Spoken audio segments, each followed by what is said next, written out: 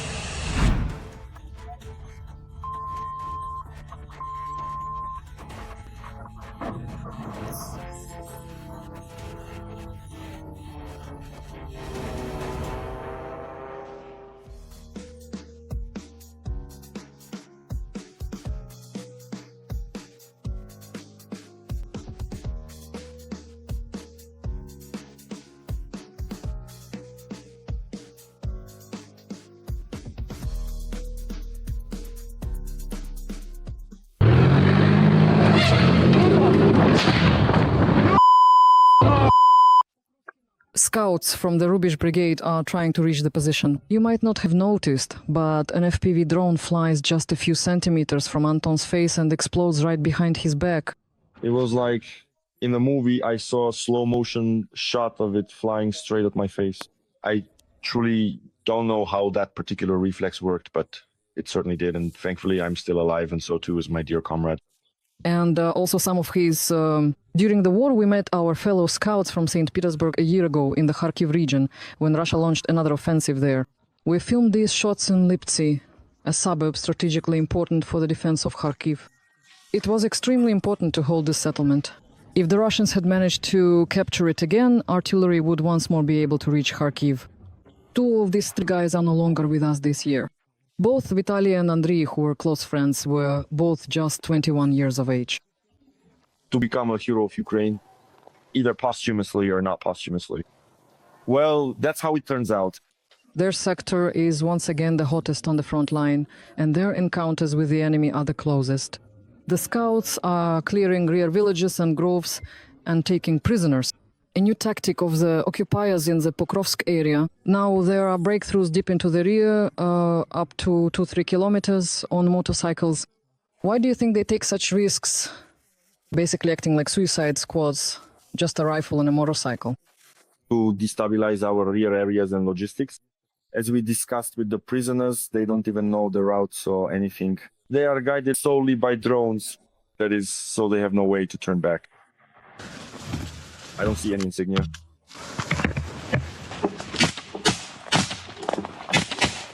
These are shots from the body camera of one of the scouts.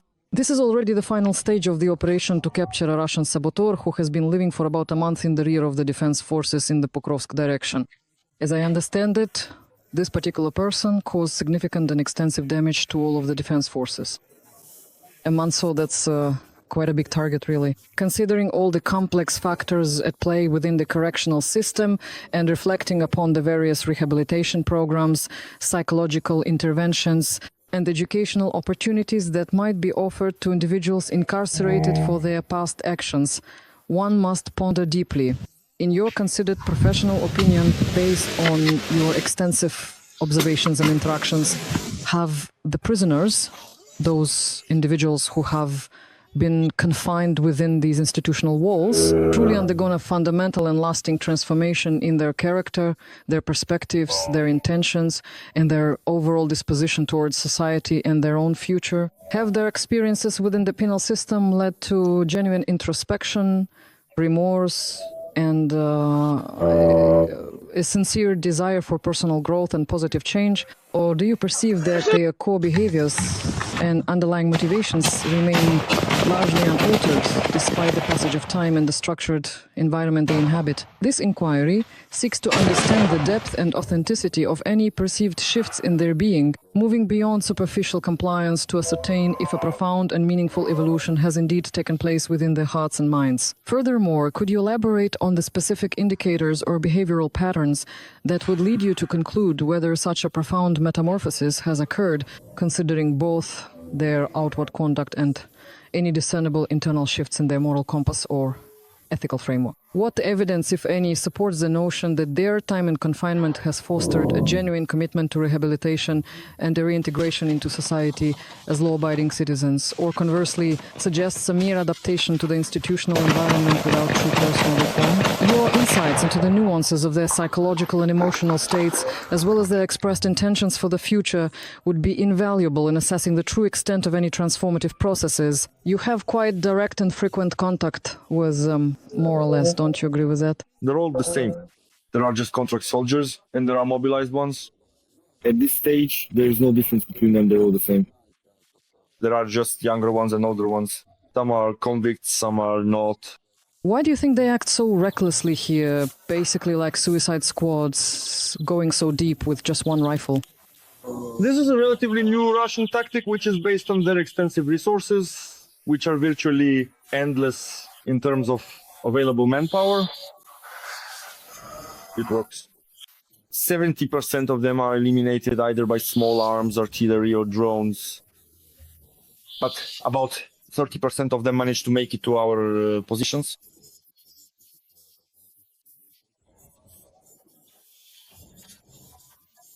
The details you now see on the screen, the QR code and the card number, are the electronic warfare fee for the Rubish Brigade. RAB, nowadays, on the front, this is something without which it is, in principle, impossible to fight. Maria Malivska, Alexander Brinza, Igor Serebrian, Windows, STB, they're on the news. Right now, Russians are landing en masse in the Kherson region. Our defenders are meeting them, though not with bread and salt, but with a hail of gunfire. The drones found out everything in advance. Ukrainian eyes are working proactively. Secret missions in action. The enemy's plans are falling apart. More details about the defense of the Kherson region in the following report. Every voice matters. Join our community, support independent journalism and help us bring you the truth from Ukraine. Become a member of Ukraine Today. Join us now. We detected artillery positions during a night flight, and it was considered active.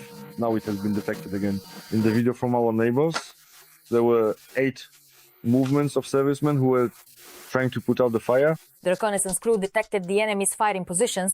2 firing positions were identified. One was targeted by artillery and the other by an FPV drone. The soldier with the call sign Svyati used to be a sculptor by profession. He could never have imagined that he would become a UAV operator. His once creative profession now helps him in service to spot enemy camouflage from the sky. At a certain angle, you could see the barrel of the cannon, and that was it. And from the third pass, we saw it at a certain angle. This is how a reconnaissance drone is prepared for flight. The soldiers say this UAV can be assembled quickly and easily, and it has many advantages. For example, after a combat mission, it can be landed almost anywhere. It lands like an airplane.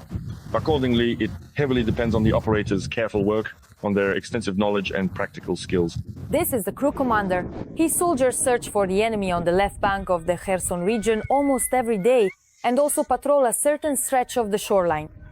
He says that the occupiers periodically try to cross the Dnipro, but these attempts are unsuccessful. But besides assaults, enemy eyes are also constantly in the sky.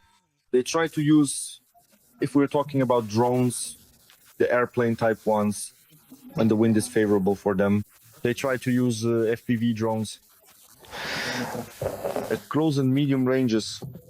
That's why our aerial reconnaissance tries to work proactively to strike enemy firing positions. Our job is observation, reconnaissance, analysis, and target identification. If they see us or our positions or our logistics, they don't spare any shells there. We can't afford to use 20 to 30 S-hells there at a suspiciously likely spot where someone flashed a light at night. For aerial reconnaissance operators, the main result is accuracy, so that their comrades have precise data. They say they're ready to welcome new recruits into the ranks and teach everyone all the nuances of flying. Personally, I was a welder. I worked in a completely different field in my life. And here, I'm doing a completely new job for me. We are ready to take them in, teach them, get them involved in the work, and deliver quality results. In the dugout, next to their working drones, the soldiers show us a little nest with swallows. They say they enjoy this symbolism and protect the nestlings. This is our wing, and right here we have little neighbors who also fly, but they chirp. Luisa Yermina, Danil Slish, Pactesi Television, United News. The Russian major offensive is choking on its own blood. Ukrainian forces are not only holding back the enemy, they are already attacking. Precise and sudden strikes by the Ukrainian armed forces are disrupting the occupiers' plans.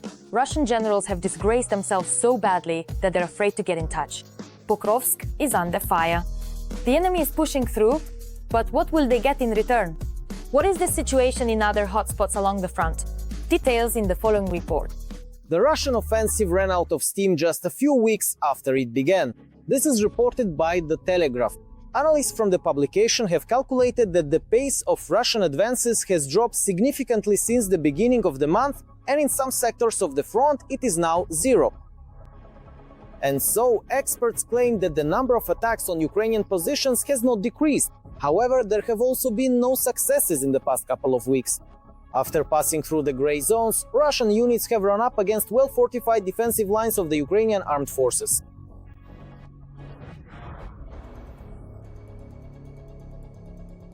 And from that specific point onward, they find themselves completely unable to make any further progress or advance beyond their current position, effectively halting their movement. The most difficult situation, as usual, remains in the Donetsk direction, especially between Pokrovsk and Kostiantynivka.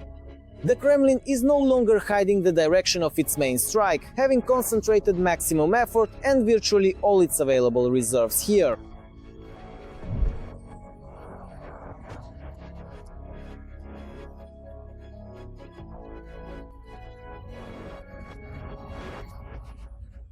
The past day has been spent studying the situation there and analyzing the developments.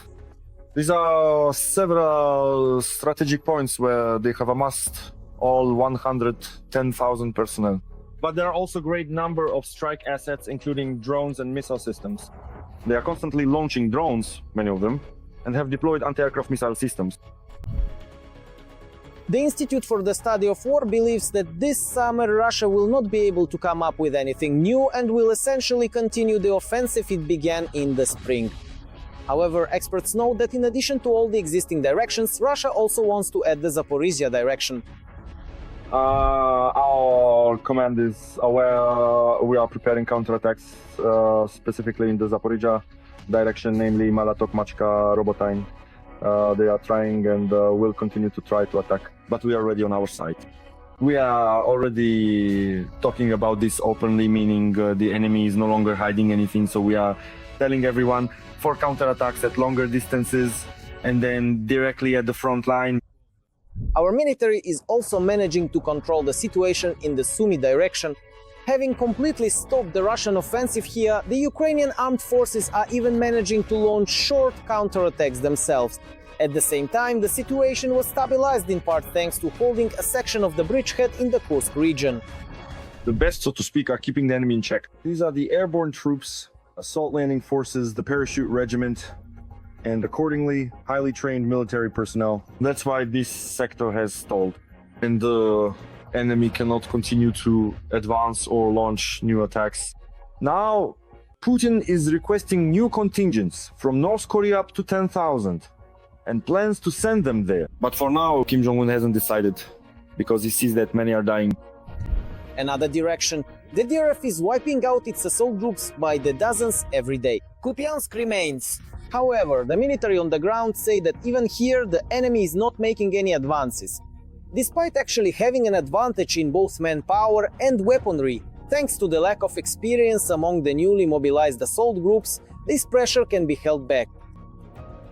The enemy has such a colossal superiority that in some breakthrough areas they can achieve a force ratio of 1:7, and that's no secret either. Nevertheless, they are not achieving the kind of success that such overwhelming superiority in forces and resources should have ensured.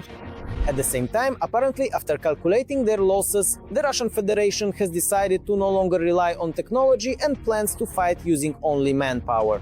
The armed forces note that in 80% of assaults along the entire front line, soldiers have stopped being provided with motor vehicles and automotive equipment. And obviously there is nowhere left to go anyway.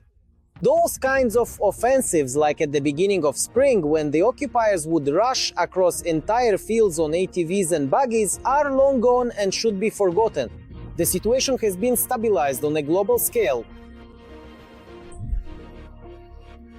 In some individual sectors there are advances of a few hundred meters, but we are keeping the situation under control. And accordingly, the enemy has no prospects, despite Putin's claims that he has offensive potential and will use it as leverage against negotiators in Istanbul. At the same time, the recent words of Holovko-Masyrsky are recalled that Ukraine will not spend the whole summer in a defensive posture. so most likely after the front is fully stabilized. It is the Ukrainian armed forces from whom we should expect an advance. In the Serebryansk forestry, the enemy is relentlessly pushing forward and dying by the hundreds. They try to break through, but our forces do not give in. The response from the Ukrainian armed forces is devastating. A barrage of fire engulfs the occupiers. The positions are strong, and now it is the Russians themselves who are doomed to retreat. Our methods are ruthless, precise, and effective. How do we manage to hold this hot spot? All about this in just a moment. This is what all the roads to the positions of the 53rd Brigade fighters in the Serebryansk forestry look like right now. Not even the night saves them from enemy drones. All the roads are under Russian control. The Serebryansk forestry itself is part of the so-called Siversky salient. The enemy constantly tries to cut it off in order to continue the advance on Lyman and Sloviansk. And over the past week, the Russians have become significantly more active here. You were the first to come out. Yes, I was the first to come out. You again? Yes. You again.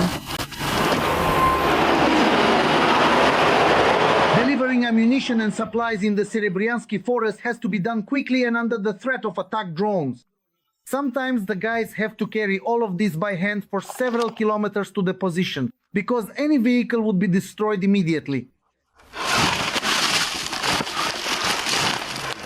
Go through the Prusik, and right there is Barry's FPV. The road is under FPV surveillance. It's a passageway. The whole road is muddy there.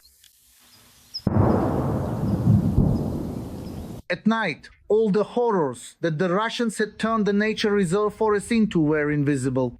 But what we saw at dawn made our blood run cold. The ground is literally scorched by shells and bombs. There isn't a single living tree left.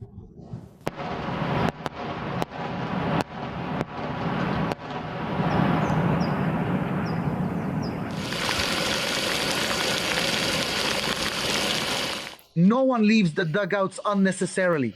Every movement is immediately spotted by drones. Over the past months, the Russians have significantly increased their aerial surveillance over the forest, and now there's simply nowhere left to hide.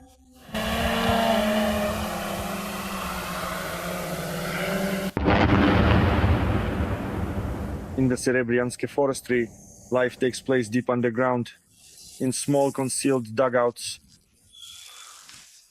For Anton, it has become utterly impossible to venture outside, primarily because menacing enemy drones are now omnipresent, constantly surveilling every inch of the surrounding area.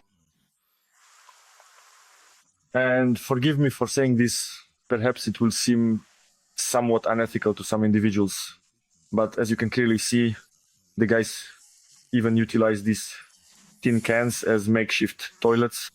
This is because it's simply far too dangerous to venture out into the open. That's precisely how the situation is.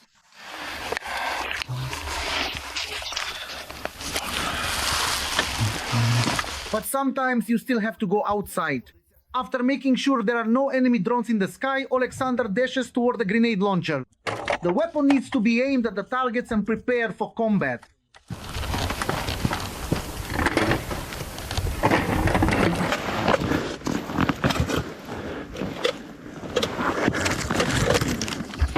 Do the drones interfere with this? Yes, they often interfere. They often just hover in the air, suspended motionless above us, and we are then compelled to patiently wait for an extended period. This waiting can be quite frustrating, as it often means a significant delay in our progress or the completion of our tasks. The act of them simply hovering without any discernible movement or action forces us into a state of prolonged anticipation. We find ourselves in a situation where we are entirely dependent on their eventual decision to move or act, and until then we are left with no choice but to remain stationary and observe. This prolonged state of inactivity on their part and forced idleness on ours can lead to considerable inconvenience and a general sense of being held up. It's a common occurrence, and unfortunately it means our plans are frequently put on hold until they decide to proceed. This is the reality of the situation, and it's something we consistently encounter. That's precisely the situation we are dealing with, and it encapsulates the entire scenario.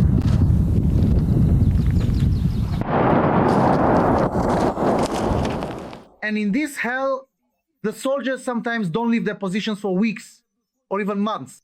There aren't enough people to rotate in, so those who are still standing have to hold the defense almost without any rest. I miss home. My brother, my wife, I have to endure, both mentally and physically. How long has it been since you rotated out? 3 weeks. 3? Who drinks?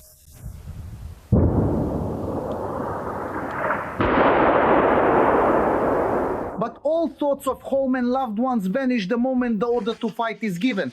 The automatic grenade launcher covers the infantry who have it even harder up ahead.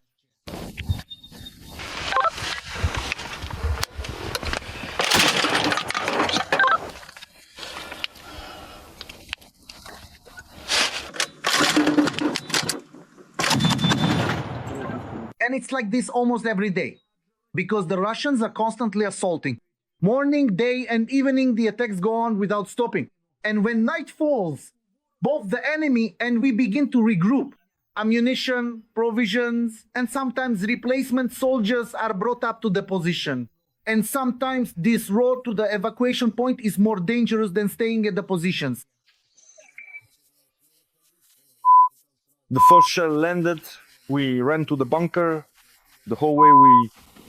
That's precisely why the entire process of unloading and subsequent loading only takes a mere few minutes, ensuring the enemy doesn't have sufficient time to effectively spot the vehicle, and the brave guys heading for some much-needed rest make it there completely alive and entirely unharmed. Stanislav Kukharchuk, Vyacheslav Romatan, IH or Shepet. Details on the Intermarathon television channel, United News. That's not all for tonight. I was your host, Darina Hutsakalo. We'll have even more intense Frontline news in our next broadcast.